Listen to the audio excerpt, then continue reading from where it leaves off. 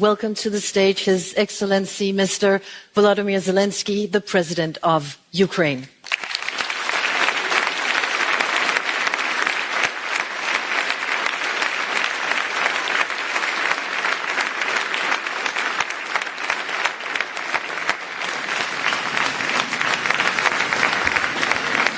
Thank you so much.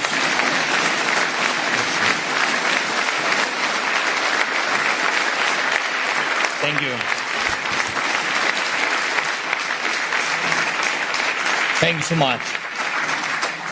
Thank you very much.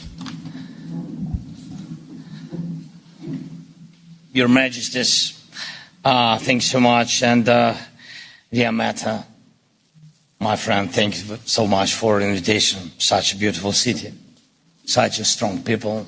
Thank you for your support. Thanks. And of course, dear Ursula, dear Antonio, all of our friends, colleagues.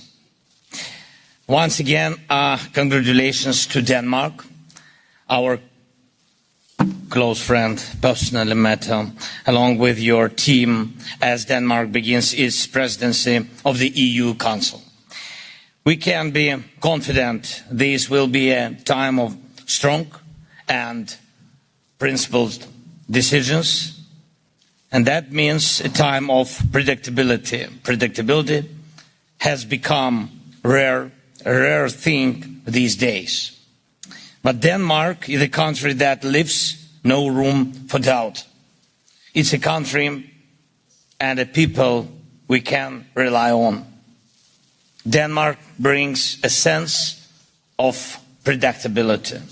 And you keep your promises, and together we achieve meaningful results. Thank you for that. And I also want to thank our friends leading the EU institutions, Antonio and Ursula. Even on such symbolic days, like the start of the presidency, we don't stop at symbolism. We make real decisions. It's important. We talked about how important it's to close the gaps in defense funding. We are working to get real results from our joint defense programs, and we are getting things ready so that EU can keep its promises. Ukraine is ready to open the accession clusters, ready to move forward with the negotiations, and ready for decisions that benefit both sides. Thank you for your support. Ladies and gentlemen, we in Ukraine created a special national award for children. I told this story today to Metro, and it's for boys and girls who have shown bravery during Russian attacks or helped in other dangerous situations, volunteered or shown civic leadership. The award is called The Future of Ukraine. And truly, our future depends on whether we can raise children who care, who are not indifferent to others, who are willing to help. As this visit began, I had an honor of presenting this award to a boy who lives here in Denmark, and he's a Danish citizen. His name is Jens, and he's just 11 years old, like my son. But his kindness, he's 11, but his kindness and care have already made a difference and inspired many adults. Jens made Easter crafts in blue and yellow, Ukraine's national colors, sold them, and bought backpacks to send that to Ukrainian children who really need help.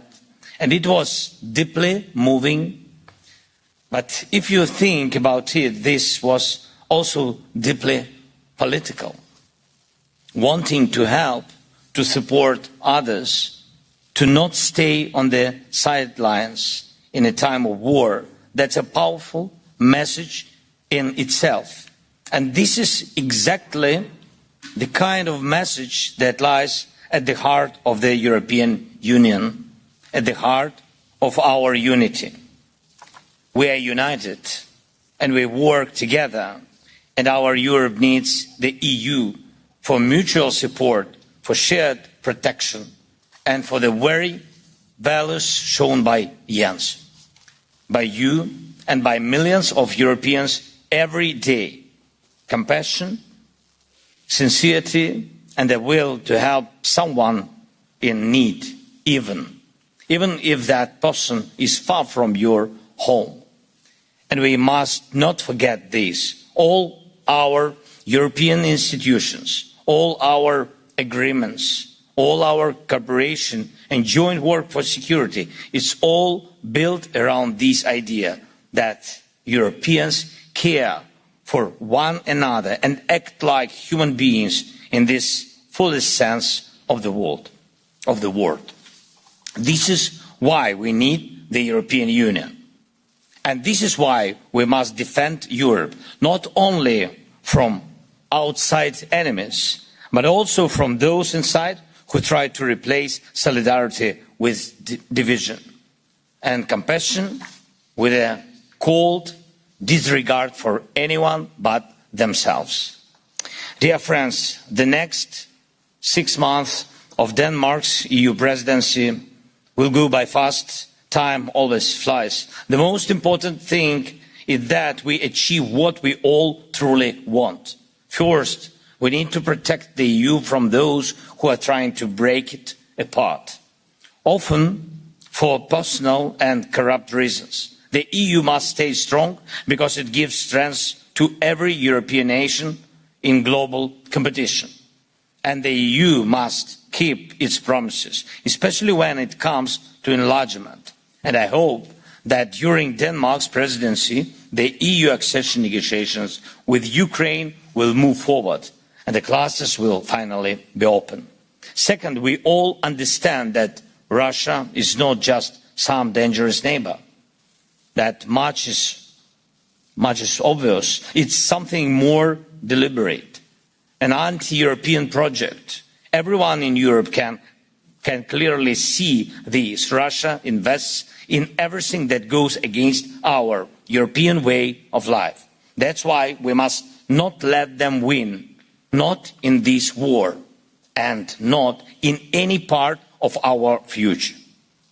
We need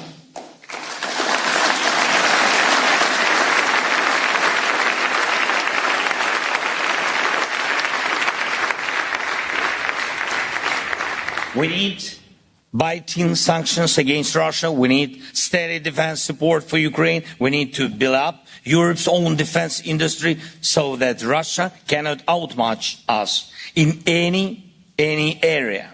All of this is vital for keeping Europe safe.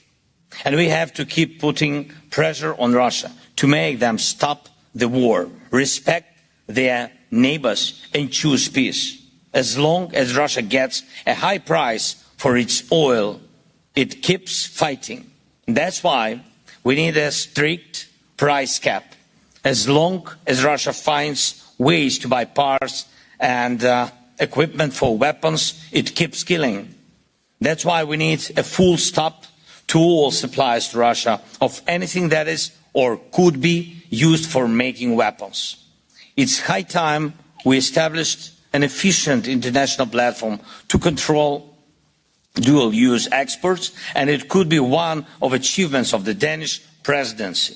We can work on it together, and we need to cut off Putin and his buddies from money.